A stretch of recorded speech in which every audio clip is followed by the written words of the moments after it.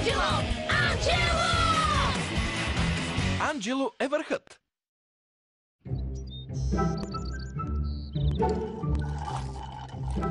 Мамо, тате, снощи сънувах, че имам куче. Може ли куче? Кой знае, може би. Защо не? Забрави, Анджело. О! Невероятно! Нашите ми подариха пуделче за рождения ден. Не е ли ужасно сладка? Деца, отворете учебниците. Днес ще изучаваме храносмилателната система на кучетата. Това е някаква шега, нали? Кучешка история.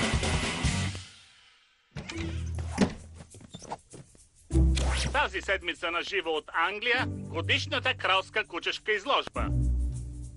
Подкрепете кампанията "Осинови ме" във вашия местен приют. Дайте дом на кученце, приятели. За първи път спортният канал ще ви отведе там, където никой канал не е посмял да стъпи. На кучешкия декатлон. Новина от последните минути. Собственик на куче е обучил питомеца си да взима автобуса до местния парк и да се разхожда там самичък. Не е ли изумително? А сега... нова и подобрена формула. Кучешки хруски за капризните шицу. Това е заговор!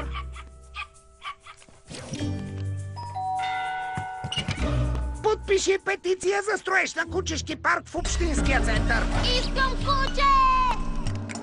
Забрави, Анджело. Имаме си котка. Моля те, мамо, хайде! Няма да храня още едно гърло. Имам 4 деца, ако броим татко ти. Какво? Но кучето не е като котка или дете или татко. То си е куче! Върни се! Ела! Знам какво ще стане. Аз ще разхождам кучето. Но така ще поддържаш форма. Казваш, че не съм във форма? Изглеждаш страхотно. Студените нощи. Кученцето ще те топли. Сладко и гушкаво. Стой!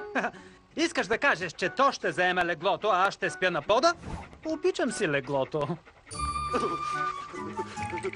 Студено. Няма да хвърляме храна. О, не. Щом седна да ям, това космато създание ще ме гледа с големите си очи. Ще се чувствам странно. Ще му давам гадните аспержи под масата, сякаш съм ги изял. Не исках да го кажа на глас. А връждата между кучетата и котките е само в анимационните филми. Нали?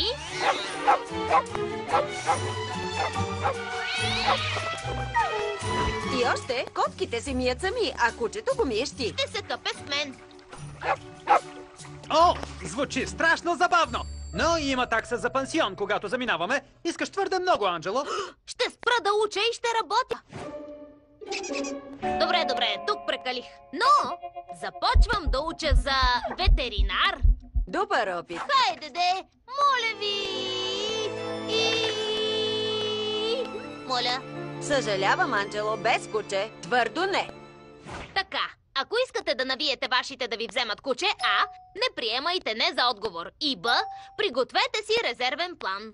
За родителите по света да се грижиш за куче значи да си отговорен. Затова бъди. Все някога ще размислят. Чистенето е нещо, което родителите ценят. Добра новина! Разчистих хаоса в гаража. Дано не си ми пипал частите за самолетчета. 2 месеца ги подреждам, за да видя дали нещо не липсва и почти свърших. Опа! Ей, мамо, извадих всички съдове от миялната и освен това пренаредих всичките ти кухненски шкафове. Какво е това? Не трябваше да подреждам гаража и кухнята едновременно. Помогни на братчето си с домашните и ще спечелиш сърцето на вашите. Защо небето е синьо? Лесно е. Защото сини зайчета гушкат земята. Звучи логично. Леле, ако и на мен някой ми помагаше така, нещата щяха да са различни. Анджело, какви са тези глупости в домашното на Питър? В случай, че те изпратят в стаята ти, защото план Б се е провалил, е необходимо да прибегнете към тактика 2. Братя и сестри към каузата. Чуй, Питърчо, бих ти писал домашното вечно, но... Да. Трябва да измислим някакъв компромис. Ти искаш куче не по-малко от мен, нали? Аха. Ето какво съм готов да сторя. Ще повтаряш нон-стоп, по цял ден, всеки ден на мама и татко. Искам куче. И ще ти дам да го кръстиш. Искам куче, искам куче, искам куче, искам... Идеално. Харесваш името Спот, нали? Всъщност, мислех си за... Супер, значи Спот. 1-0 за мен. Мой си. Извинявай, Елена. Стига. Спри. Искам само да те питам нещо. Запиши си час. Това е сериозно. Давай бързо. Добре, както знаеш... По-бързо. Искам куче, а мама и татко не ми дават. Забрави. И слушай ме. Ако ми помогнеш за това, обещавам Анджело, аз обичам котки. Защо да ти помагам за кучето? Ще гледам Питър вместо теб. Добре, да видим. Ако се съгласиш да гледаш Питър всеки път... Нямаш проблем. Докато станеш на 18. Съгласен. Ще си помисля. Много ти благодаря, Елена. Добре дошла на борда. И ако подхвърлиш добра дума на мама и татко, ще значи много за мен. Затвори вратата от другата страна. Като преговаряш с голямата си сестра, се съгласявай на всичко. Не е нужно да спазваш обещанията си. Ей, Шър, нямам напредък с кучето. Штрудел е толкова сладка. Мисля да се сложа на скринсейвър. Какво сладърско кученце! Да, кръстихме я Штрудел. Не е ли супер готино? Пудел на име Штрудел. Хора, сериозно, ще съм ви благодарен за всякаква помощ. Идеи? От научна гледна точка, ако се държиш сякаш имаш куче, това ще имплантира идеята в субектите. Субекти? Вашите! Ще ти го кажа по-ясно. Твоите родители са като нов компютър, който трябва да бъде форматиран. Можеш да си купиш една от онези книжки за невидимо куче от магазина за магии. Аз харесва. Време е за операция. Упорствай и ще успееш.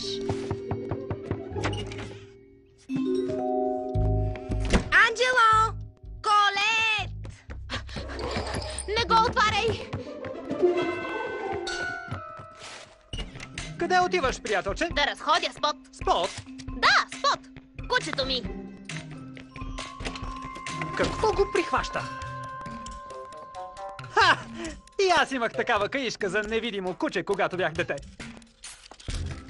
Къде отиваш, приятелче? Да разходя Рекс. Рекс? Да! Рекс, моят динозавър.